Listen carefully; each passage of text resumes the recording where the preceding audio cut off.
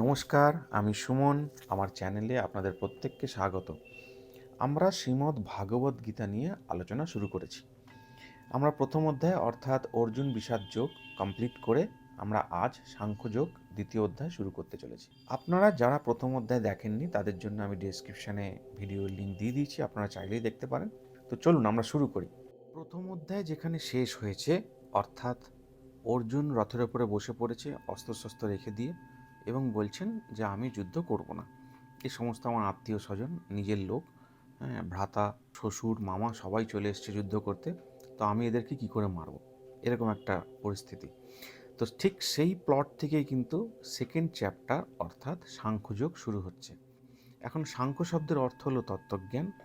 যোগ বলতে এখানে কিন্তু বোঝানো হয়েছে নিষ্কাম কর্ম, অর্থাৎ কোনো টাস্ককে তুমি আসক্তি এবং কামনা ছাড়া কী করে এক্সিকিউট করবে সেইটাই যোগ, তার জন্য উপদেশ দেওয়া হয়েছে। সুতরাং সাংখ্যযোগ না বলে সাংখ্য ও যোগ বললে আমাদের বুঝতে সুবিধা হয়। এই সেকেন্ড চ্যাপ্টারে টোটাল 72টা শ্লোক আছে। এর মধ্যে 1 থেকে 9 ভগবান শ্রীকৃষ্ণ এবং অর্জুনের মধ্যে একটা normal discussion as a friend, কারণ দুজনেই তখনও সখা। তো বন্ধুরা কীরকম করে, মানে আমরা যখন কাতর হয়ে পড়ি তখন পিঠ চাপড়ে বলে ওট ওট, অনেক হয়েছে, মেয়েদের মতো কেন কাঁদছিস, আমরা আছি পাশে, চল এগিয়ে চল। ঠিক একইভাবে ভগবান শ্রীকৃষ্ণ কিন্তু বারবার চেষ্টা করছেন অর্জুনকে কী করে রিচার্জ করা যায়, যাতে উঠে বসে, ওই যেন বিষাদগ্রস্ত থেকে বেরিয়ে আসতে পারে। এরপরে 11 নম্বর শ্লোক থেকে উনি কিন্তু উপদেশ দেওয়া শুরু করছেন। এইখান থেকে গীতার অ্যাকচুয়াল শুরু। তো 11 থেকে 30 এই পুরোটাই উনি আত্মতত্ত্ব নিয়ে অর্জুনকে উপদেশ দিয়েছেন। আর 31 থেকে 37 অবধি উনি স্বধর্ম পালনের উপদেশ দিয়েছেন। এবং দ্বিতীয়ার্ধে উনি নিষ্কাম কর্ম তুমি কীভাবে করবে সেই কারণে নানান রকম উপদেশ, বুদ্ধিযোগ, তারপরে কর্মকৌশল, এই সমস্ত নিয়ে আলোচনা করেছেন। তো এখন এই অধ্যায়টাকে গীতার্থ সূত্র বলা হয়, কারণ গীতার অন্যান্য অধ্যায়ের সব কিছুই এখানে অল্প অল্প করে সূত্রাকারে দেওয়া হয়েছে, মানে অ্যাজ এ ফর্মুলা। তো আমরা যেরকম অঙ্ক করার আগে আমরা ফর্মুলাগুলো যদি জেনে নিই তাহলে আমাদের অঙ্ক কষতে সুবিধা হয়, ঠিক একইভাবে যেমন কর্মযোগ আলাদা একটা চ্যাপ্টারই আছে, কিন্তু কর্মযোগ এখানে ইনিশিয়াল একটা স্টেটমেন্ট, একটা সূত্র, ফর্মুলা এখানে অর্জুনকে বোঝানো হয়েছে, পরে সেটাই আবার বিস্তারিত কর্মযোগে বোঝানো হয়েছে। ঠিক একইভাবে জ্ঞানযোগ, ভক্তিযোগ, এই সমস্ত কিছু এর মধ্যে অল্প অল্প আছে, তার জন্য এটা গীতার্থ সূত্র। সনাতন ধর্মে দুটি প্রধান সাধন মার্গ আছে, যেগুলো থ্রু দিয়ে আমরা মোক্ষ লাভ করতে পারি, মানে সাধনার পথ। এবং মোক্ষ এখানে কি না, কেউ বলেন ভগবান প্রাপ্তি, আবার কেউ কেউ বলে জন্ম মৃত্যুর চক্র থেকে বেরিয়ে আসা, এটাই মোক্ষ লাভ। তো যাই হোক, আমাদের দুটো পথ আছে। এই দুটো পথ কিন্তু বেদের সাথে কানেক্টেড। কিরকম?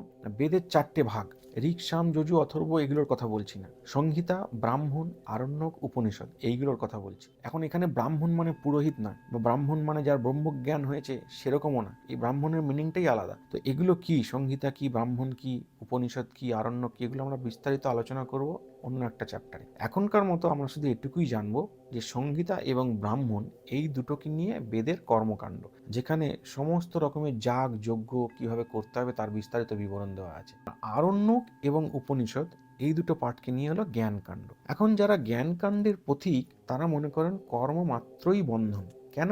ভোগ বিনা প্রারব্ধ কর্মের ক্ষয় হয় না। আমি যাই কাজ করি না কেন আমাকে ফল ভোগ করতেই হবে। সেই কারণে তারা সন্ন্যাস ধর্ম পালন করেন, বা সন্ন্যাস নিয়ে তারা জ্ঞান মার্গের পথে চলেন। কিন্তু সংসারে থেকে কর্ম কিভাবে করতে হবে, সেই নিষ্কাম কর্মের পদ্ধতি কি, সেইগুলো কিন্তু শ্রীগীতায় ভগবান শ্রীকৃষ্ণ পরিষ্কার হয়ে বুঝিয়ে দিয়েছেন। আমরা সেইগুলোই আলোচনা করতে চলেছি। এখন একটা পয়েন্ট আমরা আইডেন্টিফাই করতে পারলাম যে গীতা কোন জায়গা থেকে শুরু। অর্জুনের এই যে মোহ বা বিষাদ, এখান থেকে ওকে বের করে আনার জন্য, এই মোহটাকে দূর করার জন্য ভগবান শ্রীকৃষ্ণ উপদেশ দিচ্ছেন। এটা হলে একটা কারণ, এই জায়গাটা থেকে গীতার শুরু। আবার মহাভারতের অশ্বমেধ যজ্ঞের যে পর্ব আছে সেখান থেকে আমরা জানতে পারি যে দাপর যুগে সেই সময় এক দারুণ ধর্ম বিপ্লবের শুরু হয়েছিল। বেদের যে কর্মকাণ্ড, এই নানান রকম গূঢ় অর্থ, তাৎপর্য, এগুলো গুরু শিষ্য প্রশিষ্য, মানে একটা জেনারেশন থেকে আরেকটা জেনারেশন ট্রান্সফার হতো, কিন্তু সেসব জিনিস তো অনেকদিনই লুপ্ত হয়ে গেছে। তো পরবর্তীকালে যারা বেদ জানলেন বুঝলেন তারা কিন্তু সেই রকম ভাবে জনসাধারণকে বোঝালেন। এর ফলে নানান মুনির নানান মত শুরু হয়ে গেল। এর ফলে কি তৈরি হলো না, সব দিকে একদম ঢেড়া পড়ে গেল যে যাগযজ্ঞই সব, যত পারো যাগযজ্ঞ করো, যাগযজ্ঞ করলে স্বর্গের সিঁড়ি একদম পরিষ্কার দেখতে পাবে, তুমি হেঁটে হেঁটে চলে যেতে পারবে ওই সিঁড়ি বেয়ে, এরকম একটা ধারণা তৈরি হলো। এবং প্রাণী হত্যাই ধর্মের একদম মূল জিনিস, এটা সবাইকে বুঝিয়ে দেওয়া হলো। ব্যাস, যেই না বোঝানোর সঙ্গে সঙ্গে চারিদিকে শুরু হয়ে গেল অশ্বমেধ, গোমেধ, নরমেধ, খালি চারিদিকে মেদই মেদ। তো প্রাণী হত্যাই হয়ে উঠলো একমাত্র ধর্ম। এইরকম একটা সময় যখন চারিদিকে ধর্মে গ্লানি ভরে গেছে এবং অধর্মের অভ্যুত্থান ঘটেছে, সেই রকম সময় ধর্মকে আবার প্রতিস্থাপন করার জন্য কিন্তু ভগবান শ্রীকৃষ্ণ এই গীতার সূচনা করছেন। এটাও কিন্তু আরেকটা কারণ, দুটো পয়েন্ট আমরা জানতে পারলাম। তো ভগবান শ্রীকৃষ্ণ বললেন যে ওরে বাবা, ওই সমস্ত করলে তুমি ভগবান প্রাপ্ত তো দূরের কথা, তুমি তার থেকে আরো দূরে সরে যাবে, ওগুলো সমস্ত কাম্যকর্ম, ওগুলোকে ত্যাগ করতে হবে। কিভাবে করবে এইবার এই সাংখ্যযোগে উনি বলবেন, আমরা আস্তে আস্তে সেই দিকেই এগোচ্ছি। এখন এখানে দুটো পয়েন্ট মনে রাখতে হবে। কীরকম? পয়েন্ট নাম্বার 1 হলো যে এটা অনেকেই মনে করেন যে এক পক্ষ তো অলরেডি রেডি, শাঁখ বাজিয়ে তো সবাই যুদ্ধের জন্য প্রস্তুত, কিন্তু আরেক পক্ষ অর্থাৎ অর্জুন আর ভগবান শ্রীকৃষ্ণের মধ্যে কথোপকথন চলতেই থাকছে। তার মানে কি যুদ্ধটা কিছুক্ষণের জন্য দাঁড়িয়েছিল? 18টা অধ্যায় মুখের কথা না, তাহলে এই ডিসকাশনটা নিশ্চয়ই অনেকক্ষণ ধরে চলেছিল। হ্যাঁ, ব্যাপারটা কিন্তু সেরকম না। দুজন নেটিভ স্পিকার যদি নিজেদের মধ্যে কমিউনিকেট করে, তাহলে কিন্তু 700 শ্লোক তো অনেক দূরের কথা, 1000 শ্লোকও 1 ঘন্টার মধ্যে শেষ হয়ে যাবে। কেননা সেখানে সংস্কৃত তাদের মাদার টাং, তারা সেই ল্যাঙ্গুয়েজে কথা বলতে অভ্যস্ত। তাহলে আমাদের এত সময় লাগছে কেন? কারণ আমাদের সংস্কৃত মাতৃভাষা নয়, আমরা বারবার থামছি। সঞ্জয় উবাচ, অর্জুন উবাচ, শ্রী ভগবান উবাচ, এরকম করে থেমে থেমে বলছি বলে আমাদের অনেকটা সময় লেগে যাচ্ছে। সেটা কিন্তু দুজনে যদি মাতৃভাষা জানা ব্যক্তি তারা নিজেদের মধ্যে কমিউনিকেট করে, সেটা অনেক কম সময়ের মধ্যে হয়ে যায়। পয়েন্ট নাম্বার 2 কি? সঞ্জয় উবাচ। এই সঞ্জয় উবাচ যখনই হচ্ছে তখনই বুঝতে হবে ঋষির উবাচ, মানে ব্যাসদেব স্বয়ং ওটা এক্সপ্লেন করছে। ব্যাপারটা কীরকম? Sanjay plays a role like a narrator, উনি এক্সপ্লেন করছেন, ওনাকে ব্যাসদেব দিব্যদৃষ্টি দিয়েছেন, বর প্রদান করেছেন, তো সেটার সূত্রে উনি যা দেখতে পাচ্ছেন তিনি ধৃতরাষ্ট্রকে এক্সপ্লেন করছেন। তো এখন আমি যদি কোনো কিছু এক্সপ্লেন করি, আমি কি এইভাবে স্টার্ট করব, এখন আমি সুমন বলছি আপনারা শুনুন? কেমনটা অড লাগছে না শুনতে? সেই কারণে সঞ্জয় উবাচ, তার মানে উনি নিজে বলছেন না, থার্ড পার্সন কেউ একজন অবজার্ভ করছে। তো এখানে কে আর লিখবেন? স্বয়ং ব্যাসদেব, উনিই তো মহাভারত রচনা করেছেন, গীতা তো তারই মধ্যে একটা অংশ। তো সুতরাং আমাদের ধরে নিতে হবে যে সঞ্জয় উবাচ যখনই, সেটা কিন্তু ঋষির উবাচ, মহামুনি ব্যাসদেব ওটা বলছেন। সাংখ্যযোগ শুরু করার আগে আমি ছোট্ট করে একটা গল্প বলি, খুব ইন্টারেস্টিং। তো হস্তিনাপুরের রাজা মহারাজ শান্তনু এবং গঙ্গার পুত্র ভীষ্ম, তিনি তো ব্রহ্মচারী। তারপরে মহারাজ শান্তনু এবং সত্যবতীর দুটি পুত্র হলো চিত্রাঙ্গদ এবং বিচিত্রবীর্য। এখন চিত্রাঙ্গদ তো বেশি দিন রাজত্ব করতে পারেনি, খুব অল্প বয়সেই মারা গেছিলেন। বিচিত্রবীর্যের সাথেও কিন্তু সেই একই ঘটনা ঘটলো। অম্বিকা এবং অম্বালিকার সাথে বিয়ের পরে বেশি দিন উনি রাজত্ব করতে পারেননি, তারপরে উনি দেহত্যাগ করলেন। তারপর তো কুরুবংশ শেষ। তাহলে কোথা থেকে ধৃতরাষ্ট্র, পাণ্ডু এরা চলে এলো? এরা তো কুরুবংশের কেউ না, এটা জানতে হবে। যখন এই চিত্রাঙ্গদ এবং বিচিত্রবীর্য একে একে মারা গেলেন, তখন মহারানী সত্যবতী ভীষ্মকে ডেকে বললেন যে দেখো, তোমার তো এরকম কঠিন প্রতিজ্ঞা, তুমি শুধু ব্রহ্মচারী হয়ে থাকবে তা না, তুমি কিন্তু বলেছিলে এই হস্তিনাপুরের রাজত্বকে তুমি রক্ষা করবে, তুমি রাজার পাশে থাকবে। তো এখন তো রাজাই রইল না, তাহলে তোমার প্রতিজ্ঞার কি হবে? আমি মা হয়ে বলছি, তুমি এই প্রতিজ্ঞা ত্যাগ করো, দিয়ে তুমি বিবাহ করো। ভীষ্ম বললেন, ইম্পসিবল, আমার কঠিন শপথ, এ সম্ভব নয়। তখন অনেক কথোপকথনের পরে মহারানী সত্যবতী ভীষ্মকে বললেন যে ঠিক আছে, তাহলে তো আমাকেই ব্যবস্থা করতে হয়, তুমি একটা কাজ করো, তুমি আমার প্রথম পুত্র ব্যাসদেবকে ডেকে আনো। ভীষ্ম তো অবাক, ভীষ্ম বলছেন, কি বলছেন মা, আপনার এবং আমার বাবা মহারাজ শান্তনুর দুটি পুত্র চিত্রাঙ্গদ এবং বিচিত্রবীর্য ছাড়াও আপনার আরেকটি পুত্র আছে, এটা আরেকটা ইতিহাস। তখন সত্যবতী ভীষ্মকে বললেন, হ্যাঁ, আমার এবং মহামুনি পরাশরের পুত্র হলো বেদব্যাস। পুরাণ মতে কিন্তু বেদব্যাস সব যুগেই ছিলেন, উনি ঈশ্বরের অংশ, উনি সবকিছুই জানতেন কি ঘটতে চলেছে না হয়েছে। তো ভীষ্ম যখন জঙ্গলে খুঁজতে গেছে বেদব্যাসকে, উনি তখন উগ্র ভৈরবের তপস্যা করছেন গাছতলায় বসে। তো উনি ভীষ্মকে দেখেই বলছেন, এসো এসো, আমি তো তোমারই অপেক্ষা করছিলাম, সব আগে থেকেই জানে। বলছেন যে আমাকে আমার মা ডেকেছে, তো চলো মায়ের সাথে দেখা করে আসি। তারপরে মহারানী সত্যবতীর কাছে এসে উনি সবকিছু শুনলেন। সত্যবতী বললেন, তুমি আমার একমাত্র ভরসা, তুমি দেখো এবার কি করলে কি হয়। মহামুনি ব্যাসদেব ওনার মা অর্থাৎ সত্যবতীকে বললেন যে দেখো আমার কি অবস্থা হয়েছে, আমার চারিদিকে জটা, তা এরকম রূপ দেখলে তো রানীরা ভয় পেয়ে যাবে, তার চেয়ে বরঞ্চ আমাকে একটা বছর সময় দাও, তারপরে আমি দেখছি কি করতে পারি। কিন্তু সত্যবতী তো নাছোড়বান্দা, বলে, না আমার এখনই চাই। মহামণি ব্যাসদেব বললেন যে ঠিক আছে, তুমি ওই অম্বিকা অম্বালিকা আমার ঘরে পাঠাও, আমি তাদেরকে আশীর্বাদ করবো, একটু করে পুত্র সন্তান হবে। এখন অম্বিকা যখন মহামণির ব্যাসদেবের কাছে গেলেন, তখন এতটাই বিভৎস রূপ, উনি চোখ বন্ধ করে নিলেন। তখন বেদব্যাস বললেন যে ঠিক আছে, তোমার পুত্র সন্তান হবে ঠিকই, কিন্তু তুমি যেহেতু চোখ বন্ধ করে ফেলেছো, তাই তার দৃষ্টি থাকবে না, অর্থাৎ দৃষ্টিহীন পুত্র জন্মাবে। এই ধৃতরাষ্ট্রের জন্ম হলো। তারপরে অম্বালিকা যখন এলেন, তখন অম্বালিকা এতটাই ভয় পেয়ে গেলেন যে একদম ঘেমে নিয়ে একাকার, মানে শরীরের রঙই চেঞ্জ হয়ে গেল, জাস্ট লাইক অ্যানিমিয়া, পাণ্ডু রোগ। ওই জন্যই কিন্তু পাণ্ডুর জন্ম হলো একইভাবে। তখন বেদব্যাস বলেছিলেন যে তোমারও পুত্র সন্তান হবে ঠিকই, কিন্তু তার স্বাস্থ্য খুব একটা ভালো হবে না। তখন মহারানী সত্যবতী ভাবলেন যে এরকম রাজকুমারদের নিয়ে আমি কিভাবে চালাবো রাজত্ব। তখন উনি দাসীকে পাঠালেন যে যা তুই মহামণি ব্যাসদেবের ঘরে যা, গিয়ে বল যে তোকেও একটি পুত্র সন্তান আশীর্বাদ করার জন্য। তখন দাসী কিন্তু কোনো রকম ভয় পেলেন না, বা ওনার কোনো রকম বিকার হলো না। তখন মহামণি ব্যাসদেব বললেন যে ঠিক আছে, তোমার পুত্র একদম সুস্থ সবল হবে। এই বিদুরের জন্ম হলো। সুতরাং ধৃতরাষ্ট্র, পাণ্ডু এবং বিদুর, এই তিনজনেই কিন্তু মহামণি ব্যাসদেবের পুত্র। এখন এদেরকে মানুষ করলেন কে? ভীষ্ম।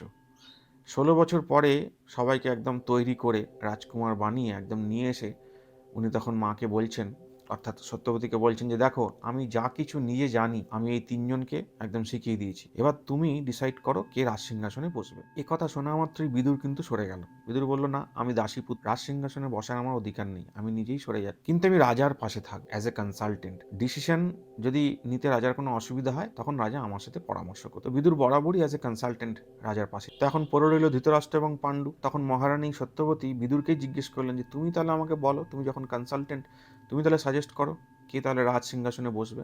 তখন বিদুর বললেন যে যিনি দৃষ্টিহীন, তিনি নিজেকেই রক্ষা করতে পারবেন না, তিনি এই পুরো রাজত্বের কিভাবে রক্ষা করবেন। সুতরাং আমার মতে পাণ্ডুই এই রাজ সিংহাসনের যোগ্য। এই তখন থেকে কিন্তু ধৃতরাষ্ট্রের মনে বিদ্বেষ তৈরি হলো। ধৃতরাষ্ট্র বললেন যে ভাগ্যের একই পরিহাস, আমি দৃষ্টিহীন হয়ে জন্মালাম, আমি বংশের বড় ছেলে, মুকুটটা আমারই প্রাপ্য, কিন্তু সেটা হলো না। এই রাগ বিদ্বেষ শুরু হলো। এখন পরবর্তীকালে পাণ্ডু যখন কৃতকর্মের ফলে প্রায়শ্চিত্ত করার জন্য তপবনে চলে গেলেন, তখন কিন্তু উনি দাদাকে, মানে ধৃতরাষ্ট্রকে মুকুটটা দিয়ে গেলেন যে দাদা, আমি যতক্ষণ না ফিরে আসছি তুমি এখানে রাজা হয়ে বসো। বিদুর তো রইলই, বিদুর তোমাকে সমস্ত রকম হেল্প করবে ডিসিশন নিতে।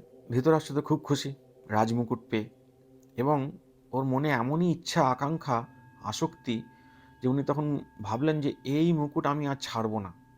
সমানে ভগবানকে ডাকছে যে হে হে ভগবান, আমাকে যেন এই মুকুট ত্যাগ করতে না হয়। এই আসক্তিটাই কিন্তু ট্রান্সফার হলো পরবর্তীকালে দুর্যোধনের হৃদয়ে। সুতরাং এর মূল কারণ কিন্তু ধৃতরাষ্ট্র, এবং এটাকে আরো ভালোভাবে অ্যাক্সেলারেট করেছে মামা শকুনি। এখন শকুনি এরকম কেন করলো? একটা দুষ্টু লোক, একটা ভিলেন ক্যারেক্টার, সেটা আমরা জানি, কিন্তু ওই ধৃতরাষ্ট্রের যখন সম্বন্ধ দেখা হচ্ছিল, তখন ভীষ্মই বলেছিলেন যে আমি একটি নারীকে চিনি, সে খুব জ্ঞানী, সেই একমাত্র ধৃতরাষ্ট্রের বউ হতে পারে। তখন ভীষ্ম গান্ধার রাজ্যে গিয়ে যখন বলছেন যে এরকম ধৃতরাষ্ট্রের বিবাহের জন্য গান্ধারীকে চাই, তখন কিন্তু ওই শকুনি বাধা দিয়েছিল যে কেন আপনি এরকম কেন বলছেন, আপনার তো আরেকটি ভাইপো আছে সুস্থ সবল পাণ্ডু, তার সাথে আমার বোনের বিবাহ দিন। আপনি অন্ধ লোকের সাথে বিবাহ দেবেন, আমার বোনের জীবন একদম 12টা বেজে যাবে। তখন গান্ধারী বাধা দিয়েছিল। গান্ধারী বলছিল না, এরকম স্বামী পাওয়া তো ভাগ্যের ব্যাপার। তখন উনি নিজেই চোখটাকে বেঁধে নিয়েছিলেন, আমি আমার মনের দৃষ্টিতে আমার স্বামীকে আমি দেখব, এরকম উনি রাজি হয়ে গেছিলেন। সেটা একটা অন্য লেভেলের তপস্যা, সেটা আবার আলাদা ইতিহাস আছে। কিন্তু ওই গান্ধারীর ভাই শকুনি, সে তখন শপথ করেছিল বলে কোনো চিন্তা করিস না, আমি তোর পাশে থাকবো, আমি তোর সাথেই যাব। এবং গিয়ে ক্রমাগত ওই ধৃতরাষ্ট্রকে প্ররোচনা দিয়েছে, তুমি রাজমুকুটের প্রাপ্য, তুমি এই মুকুট কখনো ত্যাগ করবে না। কারণ ও জানতো যে ধৃতরাষ্ট্র রাজা থাকলে ওর বোনের ভালো হবে। ও বোনের ভালোর জন্য এটা করতে গিয়ে ও কিন্তু সব ঘেঁটে দিয়েছিল, সবার মনে বিদ্বেষ তৈরি করেছিল, এবং দুর্যোধনকেও এমনভাবে ও প্ররোচনা দিতে দিতে বড় করলো যে যখন পরবর্তীকালে পাণ্ডুর পুত্রগণ তারা তপবন থেকে রাজ্যে ফিরে এসে বলছে যে এবার আমরা তোমাদের সাথেই থাকবো, তখন কিন্তু শকুনি বাধা দিয়েছে। হ্যাঁ, ও দুর্যোধনকে শিখিয়ে দিয়েছে একদম নিজের জায়গা ছাড়বি না, ওই চলে এসছে ভাগ বাটোয়ারা করতে, সেইখান থেকে কিন্তু ক্ল্যাশটা স্টার্ট হয়ে গেছে। সুতরাং আজকে আমরা মহাভারতের যুদ্ধে কেন হচ্ছে এর কারণ যদি খুঁজতে চাই, আমাদের কাছে তো অনেকগুলো কারণই আছে। হ্যাঁ, দ্রৌপদীর বস্ত্রহরণ, তারপরে পাণ্ডবদের পাশা খেলায় হেরে যাওয়া, আরও কত কারণ। কিন্তু এটার সূচনা কিন্তু হয়েছিল ওই ধৃতরাষ্ট্রের থেকে। ধৃতরাষ্ট্র যদি নিজেকে কন্ট্রোল করে নিতে পারতো, আকাঙ্ক্ষা, আসক্তি, লোভ, এগুলোকে যদি কন্ট্রোল করতে পারতো, তাহলে কিন্তু এই যুদ্ধ আর হতো না। এই পুরো ব্যাপারটা কিন্তু মহামুনি ব্যাসদেব জানতেন যে কি ঘটতে চলেছে। উনি ভগবানের অংশ, সবই ঐশী নির্দিষ্ট। তো উনি সময় মতো এসে কিন্তু মহারানী সত্যবতী অর্থাৎ ওনার মাকে বলেছিলেন যে মা, এবার তুমি আমার সাথে চলো, আর তোমাকে সংসারে থাকতে হবে না, তুমি আমার সাথে গিয়ে তপবনে থাকবে, কেননা পরবর্তীকালে যা যা ঘটবে তুমি এই সংসারে থেকে আর সহ্য করতে পারবে না। তখন মহারানী সত্যবতী এবং তার সাথে অম্বিকা এবং অম্বালিকা সবাই ব্যাসদেবের সাথে তপবনে চলে গেল। এবং যাওয়ার মুহূর্তে কিন্তু ভীষ্মও যেতে চেয়েছিল। ভীষ্ম মা সত্যবতীকে বলেছিল যে মা চলো, তোমার সাথে আমিও যাই। তখন ব্যাসদেব বাধা দিয়েছিলেন, বলেছিলেন যে না, তুমি ইচ্ছা মৃত্যুর বর পেয়েছো, তুমি ইচ্ছা জীবনের বর পাওনি। সুতরাং তোমাকে এখনো সংসারে থাকতে হবে। এখানে ইচ্ছা মৃত্যু মানে কিন্তু তোমার যখন খুশি তুমি মরে যাবে সেটা নয়, তোমার মনের ইচ্ছাগুলোর যখন সমাপ্তি ঘটবে তখন তোমার মৃত্যু হবে। তো ভীষ্মর মনে তো অনেক রকম ইচ্ছা ছিল। হ্যাঁ, সরসজ্জায় যখন উনি শুয়ে আছেন তখনও কিন্তু ওর ইচ্ছে যে আমি হস্তিনাপুরের শেষ দেখব, কীভাবে এই রাজত্বের রক্ষা হয়। হ্যাঁ, আমি এখনও যুদ্ধের শেষ দেখব। নইলে এই সরসজ্জার সময়তেই মা গঙ্গা এসে ওনার পুত্রকে বলেছিলেন যে চল, অনেক তো হলো, কয়েকশো বছর তো বাঁচলি, অনেক কিছু উত্থান পতন দেখলি, এবার চল। তখন কিন্তু ভীষ্ম বলেছিলেন যে না, তুমি আমার এই যে পেনটা আমি ফিল করছি, এটা আমার উপর ছেড়ে দাও, নো প্রবলেম, তুমি চলে যাও, আমি এর শেষ দেখে ছাড়বো। সুতরাং এই ইচ্ছার জন্যই কিন্তু ভীষ্ম অত কষ্ট পেয়েছিল। এটাও ঐশী নির্দিষ্ট। ওই যে বশিষ্ঠ মুনি অষ্টবসুকে অভিশাপ দিয়েছিলেন যে মনুষ্যরূপে জন্মগ্রহণ করে তোমাদের কপালে দুর্গতি আছে। 7টা ছেলেকে তো জলে বিসর্জন দিয়ে মা গঙ্গা তাদের মুক্তি দিয়েছিলেন, কিন্তু অষ্টম পুত্র ভীষ্মর জন্য আর কিছু করতে পারেননি। সেটার হিস্ট্রি আমরা প্রথম পর্বেই জেনেছি। তো আমরা যদি ভাবটাকে বুঝতে পারি যে কে কীরকম একটা এক্সপ্রেশন বা টোনে কথাবার্তা বলছে, তাহলে কিন্তু আমাদের আরেকটু সুবিধা হবে বুঝতে, ব্যাপারটা খুব ইন্টারেস্ট বাড়বে। ওম নমো ভগবতে বাসুদেবায়। সঞ্জয় উবাচ তং তথা কৃপয়াবিষ্টম অশ্রুপূর্ণাকুলেক্ষণম বিষীদন্তমিদং বাক্যম উবাচ মধুসূদনঃ। সঞ্জয় দেখতে পাচ্ছে যে অর্জুনের চোখে জল, এবং সেটা দেখে ভগবান শ্রীকৃষ্ণ উনি কৃপা করেছেন, ওনার চোখেও জল দিয়ে উনি অর্জুনকে বলছেন। এখন কি বলছেন সেটা জানার আগে কৃপা আর দয়া এই দুটোর মধ্যে পার্থক্য কি আমাদের জানা উচিত। না, কৃপা অর্থ হলো সহমর্মী, মানে আপনার দুঃখে আমিও দুঃখিত। আর দয়া হলো যে আপনার দুঃখে আমি দুঃখিত ঠিকই, কিন্তু আমার ক্ষমতার দ্বারা আমি আপনাকে ওখান থেকে উদ্ধার করব। সুতরাং দয়া কিন্তু বলবানের কর্ম এবং কৃপা দুর্বলের কর্ম। আমরা যখন আলটিমেট পাওয়ার, হ্যাঁ, গড, ভগবান বা নেচার, তার কাছে যখন আমরা হাত জোর করে বলছি হে প্রভু কৃপা করো, আমার মনে হয় কৃপা করো বলার থেকে হে প্রভু দয়া করো বলাটা বাঞ্ছনীয়। তো ভগবান শ্রীকৃষ্ণের ভাবটা কিরকম? শ্রী ভগবান উবাচ কুতস্তা কস্মলবিদং ভীষমে সমুপস্থিতম অনার্যজুষ্টম অস্বর্গম অকীর্তিকরমর্জুন ক্লৈবং মাস্মগমঃ পার্থ নৈতত্ত্বয়্যুপপদ্যতে ক্ষুদ্রং হৃদয় দৌর্বল্যং তক্তোত্তিষ্ঠ পরন্তপ। ভগবান শ্রীকৃষ্ণ অর্জুনকে বলছেন যে এইরকম একটা সংকটের সময়, হ্যাঁ, তোমার অপোনেন্ট একদম শাঁখ বাজিয়ে রেডি এই অ্যাটাক করলো বলে তোমার এত মোহ তোমার মধ্যে কোথা থেকে এলো? এই সমস্ত তো ক্ষত্রিয়ের ধর্ম না। অনার্য জুষ্টম, অনার্যকর মানে যুদ্ধের প্রতি পরাঙ্মুখতা, অকীর্তিকর, অস্বর্গম, স্বর্গহানিকর। হ্যাঁ, তুমি একটা মধ্যম পাণ্ডব, তোমারটা একটা সম্মান আছে। তোমার সাথে যারা পার্টিসিপেট করছে যুদ্ধে প্রত্যেকেই মহারথী, তারা কি ভাববে যে আমি কার সাথে যুদ্ধ করতে এসেছি? তোমার অপোনেন্ট তোমাকে নিয়ে ব্যঙ্গ বিদ্রুপ করবে, ভাববে অর্জুন ভয় পেয়েছে, যুদ্ধ করবে না। তো সেটা কি তোমার জন্য ঠিক? এটা পুরুষত্বের লক্ষণ নয়, এটা ক্লিবের লক্ষণ, মানে ট্রান্সজেন্ডার। দিয়ে ওনাকে তিরস্কার করছেন যে তোমার এগুলো ক্ষুদ্র হৃদয়ের দুর্বলতা, উঠে বসো। এখন অর্জুনের ভাবটা কীরকম? এরকম গালে হাত দিয়ে বসে আছে অর্জুন, বলছে আমি আমার দ্বারা কি করে করবো, আমি কিছুতেই যুদ্ধ করতে পারবো না। অর্জুন উবাচ কথং ভীষ্মহং সংখ্যে দ্রোণঞ্চ মধুসূদন ইষুভিঃ প্রতিযোৎসামি পূজার্হা বরিসূদন। गुरून् हत्वा हि महानुभावान् श्रेयभक्तुं भक्ष्यमपीह लोके हत्तार्थकामांस्तु गुरूनिहैव भुञ्जीय भोगान् रुधिरप्रदिग्धान् न चैतद्विद्मः कतरन्नो गरीयो यद्वा जयेम यदि वा नो जयेयुः यानेव हत्वा नो जिजीविषामस्तेव स्थिता प्रमुखे धार्तराष्ट्रः कार्पण्यदोषोपहतो स्वभाव पृच्छामि त्वां धर्मसम्मोहरचेताः यच्छ्रेष्ठ्यान्निश्चितं ब्रूहि तन्मे शिष्वस्तेऽहं সাধিমাং ত্বাম প্রপন্যম। গালে হাত দিয়ে এক জায়গায় বসে আছে, সে বলছে যে আমি কি করে যুদ্ধ করবো, এই ভীষ্ম দ্রোণ এরা সব পূজনীয় ব্যক্তি, হ্যাঁ এদের সাথে যুদ্ধ করা যায়? ইসুভিক মানে এখানে বাণ, তীর, এর থেকে ইহলোকে ভিক্ষা করে খাওয়া আমার পক্ষে শ্রেয়। হ্যাঁ আমি যাদেরকে মারতে চাই না সেই ধৃতরাষ্ট্রের পুত্রগণ অর্থাৎ আমার ভাইয়েরা আমার সামনে এসে হাজির, আমার সব কেমন গুলিয়ে যাচ্ছে। ধর্ম সম্মূঢ় চেতা ইয়াদবা জয়েম যদিবানু জয়ুহু, মানে আমি জয়ী হই বা আমরা জয়ী হই বা আমাদেরকে এরা জয় করুক, এর মধ্যে কোনটা শ্রেয় আমি কিচ্ছু বুঝতে পারছি না। হে মধুসূদন, এতক্ষণ আমরা সখা ছিলাম, তো আমি আপনার শিষ্যত্ব গ্রহণ করছি, আপনি আমার গুরুদেব, এবার আপনি আমাকে উপদেশ দিন কোনটা আমার জন্য ধর্ম কোনটা অধর্ম, আমাকে এবার উপদেশ দিন।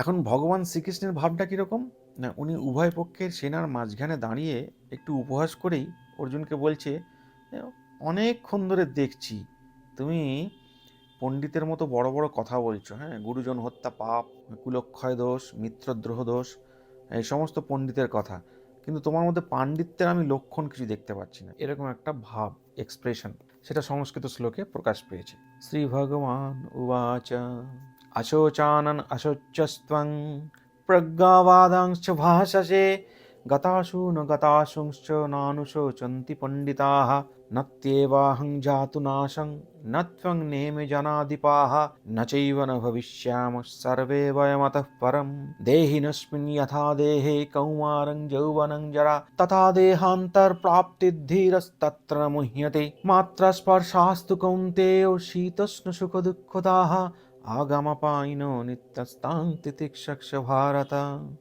यं हि न व्यथयन्ते ते पुरुषं पुरुषर्षभ समदुःखसुखं धीरं समृतत्ताय कल्पते नाशत विद्यते भावो नाभावो विद्यते शतः उभयोरपि दृष्टन्तस्तनयोस्तत्तदर्शिभिः अविनाशी तु तद्विद्धि येन सर्वमिदं ततं विनाशाम अव्ययस्याश्च न कश्चित् कर्तुमर्हति अंतवंत इमे देहान् नित्यशक्त शरीरिणः अनाशीन प्रमेयश्च तस्माद्युद्धस्य भारत य एनं वेत्ति हन्तारं यश्चैनं मन्यते हतम् उभौ तौ न विजानीत नायं हन्ति न हन्यते न जायते म्रियते वा कदाचित् नायं भूत्वा वो भविता वा न भूयः अजो नित्यं शाश्वतेयं पुराण न हन्यते हन्यमाने শরীরে। এইভাবে একটার পর একটা উপদেশ উনি অর্জুনকে দিচ্ছেন। এগুলোর অর্থ কি? প্রথমে উনি বলছেন যে দেখো তুমি তো পণ্ডিতের মতো কথা বলছো ঠিকই, কিন্তু তোমার মধ্যে আমি কোনো পাণ্ডিত্যের লক্ষণ দেখতে পাচ্ছি না। যে প্রকৃত পণ্ডিত, যে তত্ত্বজ্ঞান লাভ করেছে, সে কি সুখ কি দুঃখ, কি জীবিত কি মৃত, কি শীত কি গ্রীষ্ম, কোনো কিছুতেই শোক করেন না। এখন এখানে তত্ত্বজ্ঞানটা কি না, হিন্দু ধর্মে প্রধান দুটি তত্ত্ব, এক আত্মা অবিনশ্বর এবং দুই পুনর্জন্ম। এই জন্মান্তরবাদের ওপরে সমগ্র হিন্দু শাস্ত্র দাঁড়িয়ে আছে। বৌদ্ধ ধর্মেরও মূল তত্ত্ব সেম, আত্মা অবিনশ্বর এবং পুনর্জন্ম। কিন্তু খ্রিস্ট ধর্ম ফার্স্ট ওপিনিয়নটাকে অ্যাকসেপ্ট করলেও সেকেন্ড ওপিনিয়ন অর্থাৎ পুনর্জন্মে বিশ্বাস করে না। তাহলে খ্রিস্ট ধর্ম মতে মৃত্যুর পরে আত্মার কি গতি হয়? It depends upon overall evil and virtue, মানে পাপ পুণ্য, সুকৃতি দুষ্কৃতি। তা এই সমগ্র সুকৃতি এবং দুষ্কৃতির ওপর ভিত্তি করেই তাকে অনন্ত স্বর্গে বা অনন্ত নরকে প্রেরণ করা হয়, এটা খ্রিস্ট ধর্ম বলছে। এখানে একটা কনফ্লিক্ট আছে। কনফ্লিক্টটা কীরকম না, মানুষ কিন্তু শুধুমাত্র পাপ করে না সারা জীবন ধরে, আবার সারা জীবন ধরে পুণ্যও করে না। সুতরাং পাপ পুণ্য দুটোকে নিয়েই তাকে চলতে হয়।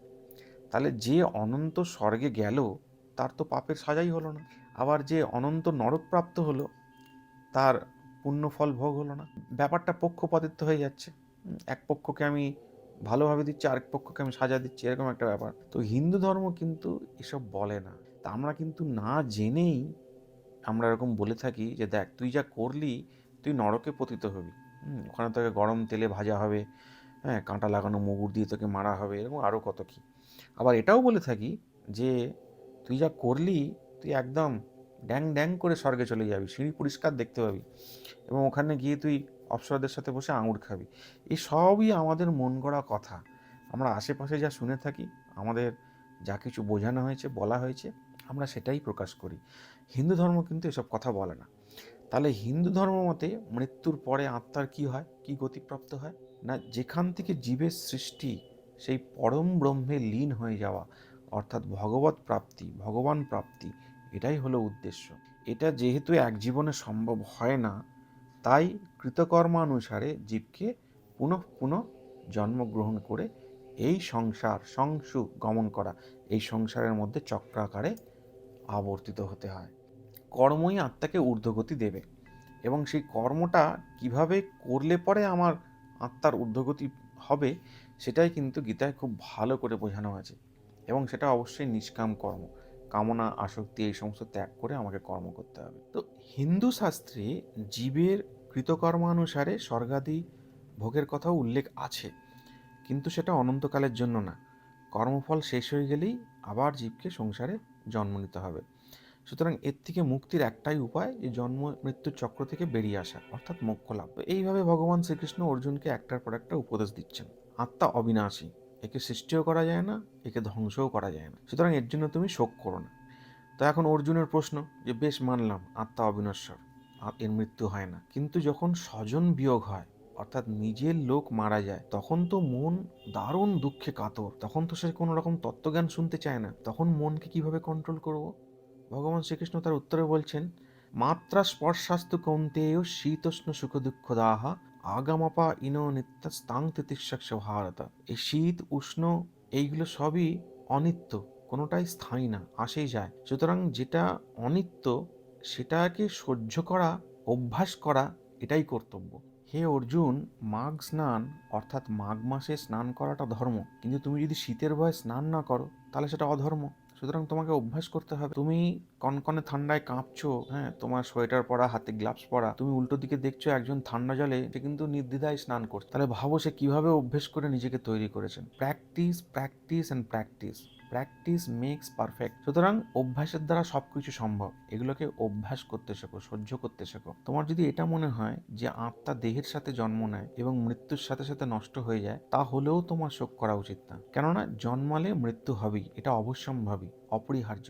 জাতস্য হি ধ্রুব মৃত্যুর ধ্রুবং জন্ম মৃতস্য চ তস্মাদ অপরিহার্যের্থে নত্বং শোচিতুমর্হসি।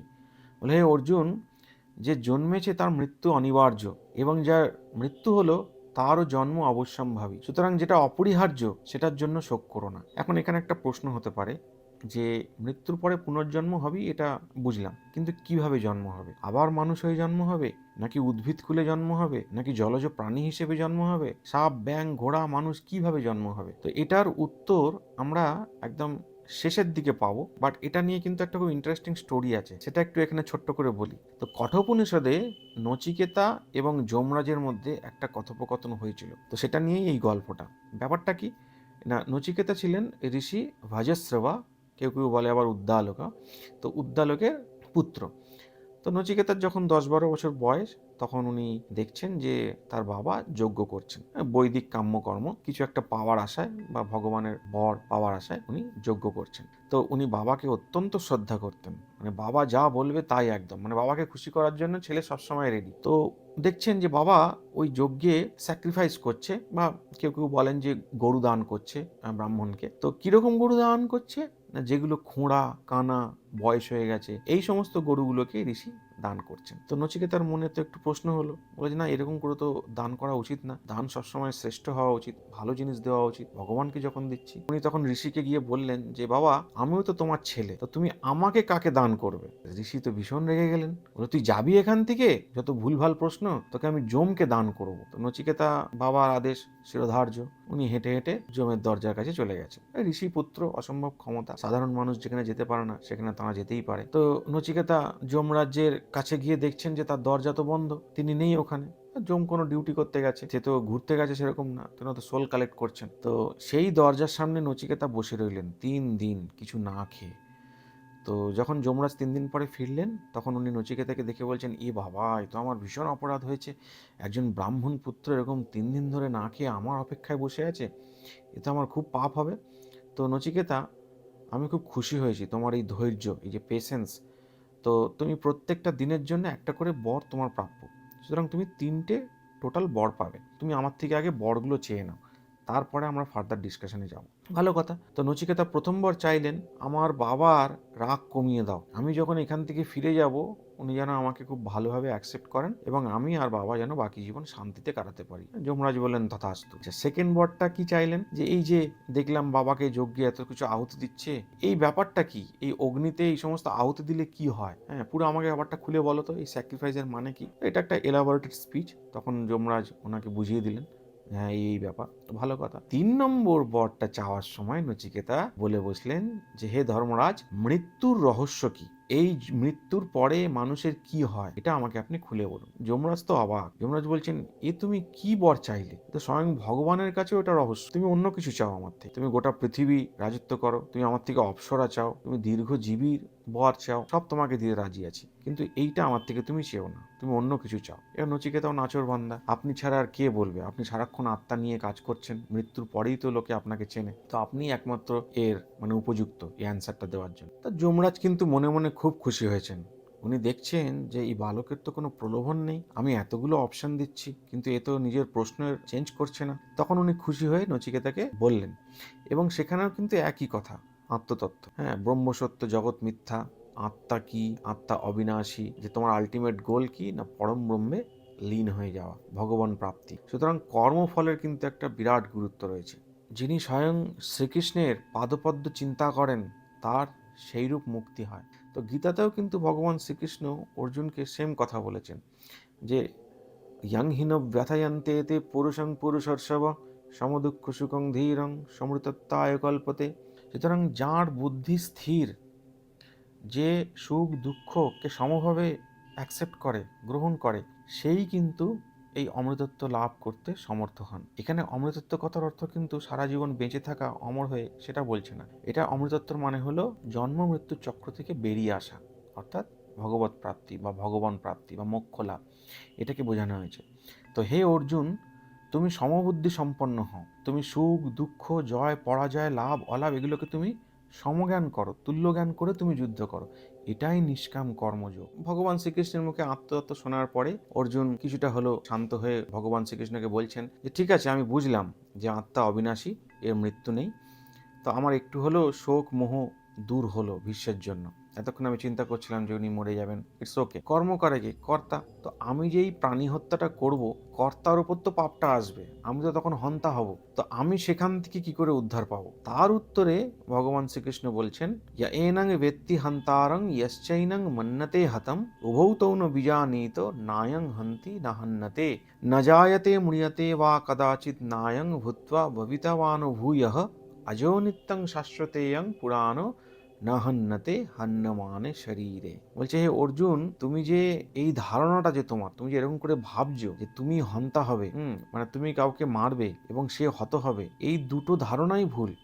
কেননা আত্মা হতও হয় না, কাউকে হত্যাও করে না, অবিক্রিয়।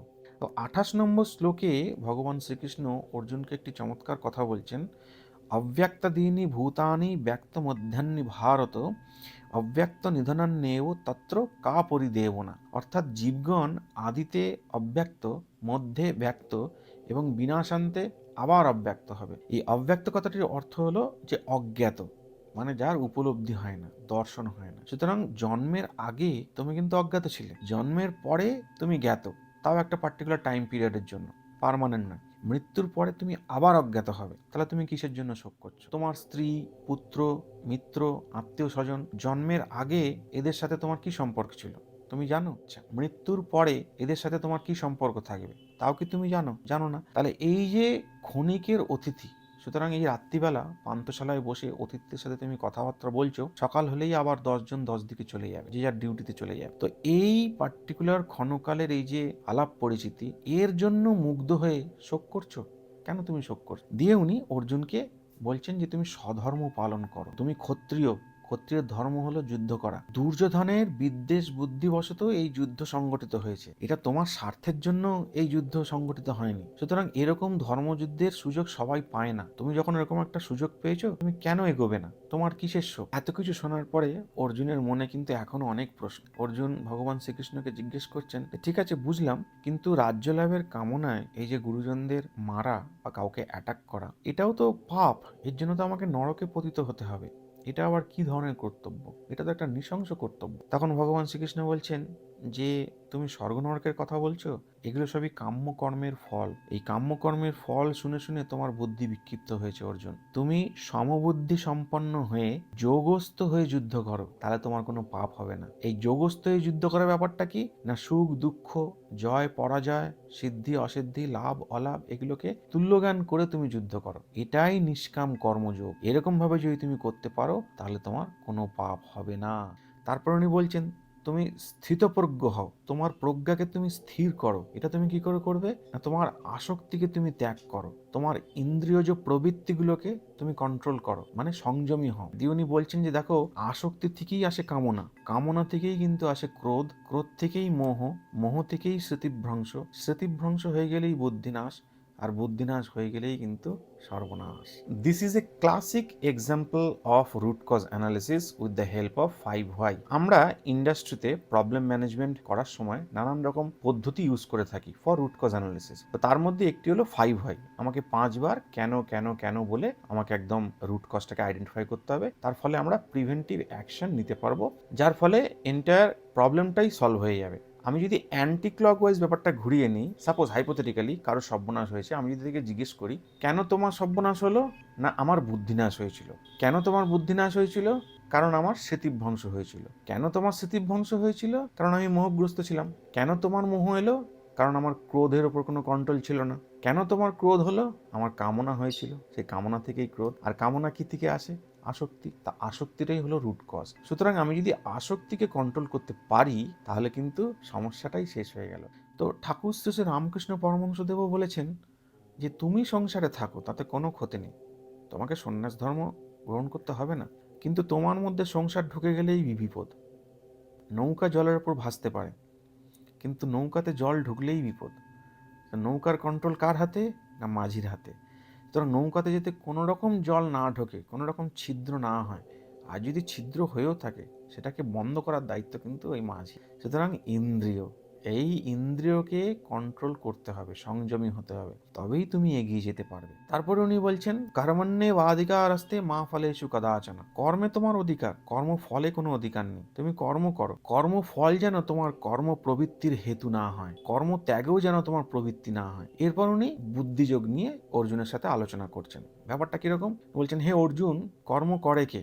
কর্তা। এখন কর্তার উদ্দেশ্য বুদ্ধি, এটা যদি ঠিক না হয় তাহলে তো বিপদ। কেননা নৈতিক বিচার করার ক্ষমতা যদি না থাকে, তাহলে কোনটা ঠিক কোনটা ভুল সেটা তো গুলিয়ে যাবে। উদাহরণস্বরূপ এটা বলা যেতে পারে যে একজন রাজবাহাদুর হওয়ার জন্য, কোনো একটা মানে সিংহাসন পাওয়ার জন্য লক্ষাধিক টাকা সে দুর্ভিক্ষের ভাণ্ডারে দান করলেন, খুব ভালো কথা, এর জন্য কয়েকশো লোকের উপকার হলো। ঠিক আরেক দিকে একজন দরিদ্র, সে সারাদিন উপোস থেকে নিজের রান্না করা অন্ন একজন বুভুক্ষ অতিথিকে দান করলেন। তাহলে কোন দানটা শ্রেষ্ঠ?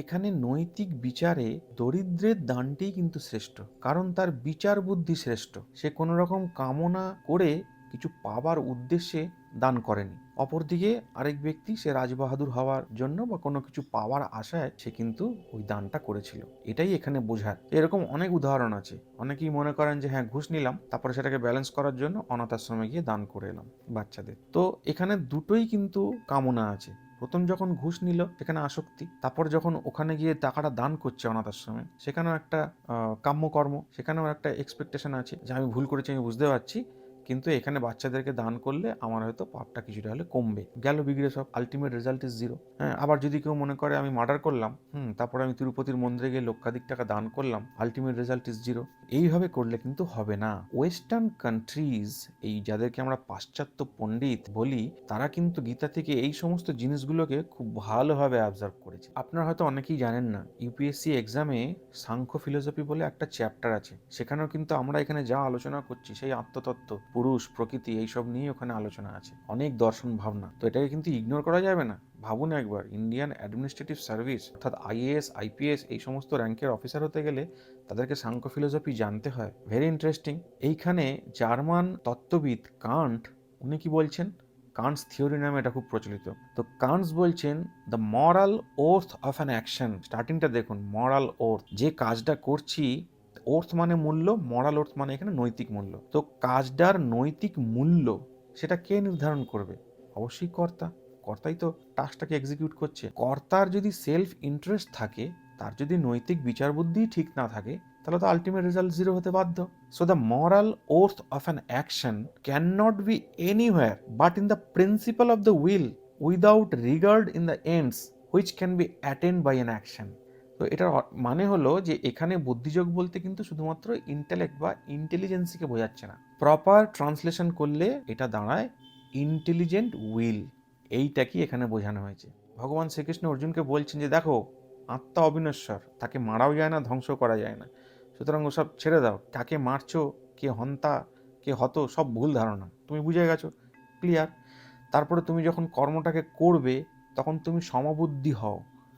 সমবুদ্ধি মানে এখানে সুখ দুঃখ, জয় পরাজয়, লাভ অলাভ, সিদ্ধি অসিদ্ধি সব কিছু সমতুল্য করে তুমি এগিয়ে যাও। তারপরে বলছেন তোমার প্রজ্ঞাকে স্থির করো, তাহলেই হবে, তাহলে আর তোমার উপর কোনো পাপ আসবে না। প্রজ্ঞাকে স্থির করবে কি করে? আসক্তি ত্যাগ করো। উনি রুট কজ অ্যানালিসিসে দেখিয়ে দিলেন যে আসক্তি ত্যাগ হয়ে গেলেই বাকি সব কিছু ঠিক হয়ে যাবে। ইন্দ্রিয়কে সংযম করো, তাহলেই দেখবে তোমার উপর কোনো পাপ আসবে না। তারপর উনি বুদ্ধিযোগের কথা বলছেন যে দেখো, তুমি যুদ্ধ করতে যাচ্ছ, তুমি এখানে কর্তা, সুতরাং তোমার নৈতিক বিচার বুদ্ধি যদি ঠিক থাকে, ওখানে তোমার কোনো সেলফ ইন্টারেস্ট নেই যে তুমি যুদ্ধে জয়ী হয়ে এটাই রাজ্য লাভ করবে, হ্যাঁ, স্বর্গলাভ করবে, নরক লাভ করবে, এই সমস্ত কোনো কামনা নেই। তুমি আসক্তি ছেড়ে তুমি যদি যুদ্ধ করো, তাহলে তোমার উপর কোনো পাপ আসবে না। এরপর ভগবান শ্রীকৃষ্ণ অর্জুনকে কর্ম কৌশল শেখাচ্ছেন। জল যদি অবিশুদ্ধ হয় তাহলে কি জল খাওয়া ছেড়ে দেবো? আমাদেরকে কৌশলটা জানতে হবে কিভাবে জলকে পরিশুদ্ধ করে পান করা যায়। ঠিক একইভাবে কর্মে যদি দোষ থাকে, তুমি কর্ম করবে না। তোমাকে সেই কৌশলটা জানতে হবে, যে কৌশলে তুমি দোষটাকে কাটিয়ে কর্মে অগ্রসর হতে পারবে। উদাহরণস্বরূপ বলা যেতে পারে এখনকার জেনারেশন, যে বস ডিনারে যাবে, এটা জানি যে ডিনারে গেলেই নানান রকম খাওয়া দাওয়া হবে, ড্রিঙ্কসের ব্যবস্থা থাকবে। তো এখন আমি যদি বসকে বলি একদম ওসব আমিষ খাবার খাবেন না, এতে শরীর খারাপ হয়, একদম ড্রিঙ্কস করবেন না, লিভার খারাপ হয়, তাহলে ব্যাপারটা কীরকম হবে? আমাদের সকলেরই সেটা জানা। তো আমি কিন্তু বুঝতে পারছি যে এটা একটা টাস্ক, এটা একটা কর্ম, এটা কিন্তু দোষ আছে। আমি কিন্তু ধর্মই পালন করছি। কীরকম ধর্ম? না, আমি আমার পরিবার পালনের জন্য চাকরি করছি, আমি সেখান থেকে যে অর্থটা রোজগার করি তাতে আমার পরিবার পালন হয়। তো এখন there is a question about sustainability. আমি যদি বসকেও সব কিছু বোঝাতে যাই তাহলে তো তার ইম্প্যাক্ট একটা সাংঘাতিক। আমি যদি নাও যাই তাহলেও কিন্তু আমাকে অন্যরকম চোখে দেখা হবে। এটা হয়েই থাকে, ইন্ডাস্ট্রিতে যারা থাকে তারা জানে কীরকম কী ঘটতে পারে। তারা দোষটাকে আমি কাটাবো কীরকম করে? না, আমার কোনো নেগেটিভ কমেন্ট করার দরকারই নেই, আমি পার্টিসিপেট করব, আমি তার সাথে যাব। আমি যদি নিরামিষাশী হই তাহলে আমাকে কেউ জোর করে আমিষ খাওয়াতে পারবে না। হ্যাঁ, যদি ড্রিঙ্কসের ব্যবস্থা থাকে, আমি যদি 30 ml ড্রিঙ্কস খেতে পারি, সেটার জন্য আমার শরীরের কিছু ক্ষতি হবে না। আর যদি আমার মনে হয় যে না, আমি ওসব ছোবই না, তাহলে আমি ফ্রুট জুস খাবো, আমি মকটেল খাবো, আমি অন্যান্য কিছু খাবো, কিন্তু আমার উদ্দেশ্য হলো আমি পার্টিসিপেট করব। এই যে পার্টিসিপেট করলাম, এক জায়গায় সবাই বসলাম, ওখানে নানান রকম আলোচনা হলো, সেটা কিন্তু far better than any negative comment. এটাই কিন্তু বুঝতে হবে। তো সমস্ত কিছুই গীতাতে আছে, কিন্তু আমাদেরকে প্র্যাকটিক্যাল এক্সাম্পলগুলোর সাথে আমাদের মিলিয়ে নিতে হবে। এত কিছু বোঝানোর পরে অর্জুনের কিন্তু প্রশ্ন থামছে না। অর্জুন তখন ভগবান শ্রীকৃষ্ণকে প্রশ্ন করছেন যে, হে মধুসূদন, স্থিতপ্রজ্ঞস্য কা ভাষা? আপনি যে স্থিতপ্রজ্ঞ হতে বলছেন তার লক্ষণটা কিরকম? সে কিভাবে কথা বলে, সে কিভাবে চলাফেরা করে, কিভাবে অবস্থান করে? তখন ভগবান শ্রীকৃষ্ণ উত্তরে বলছেন, দেখো অর্জুন, যিনি আপনাতেই আপনি তুষ্ট তিনি স্থিতপ্রজ্ঞ। যার দুঃখে কোনো উদ্বেগ নেই, যার সুখে কোনো স্পৃহা নেই, যার অনুরাগ, ভয়, ক্রোধ এই সমস্ত নিবৃত্তি হয়েছে, সেই স্থিতপ্রজ্ঞ। যাকে তুমি পেট ভরে খাওয়াও সে তোমাকে আশীর্বাদ করবে না, তুমি তাকে মারো, গালাগাল দাও, সে তোমার নিন্দাও করবে না, তোমাকে অভিশাপও দেবে না, সে সম্পূর্ণ উদাসীন এসব ব্যাপারে, সেই কিন্তু স্থিতপ্রজ্ঞ।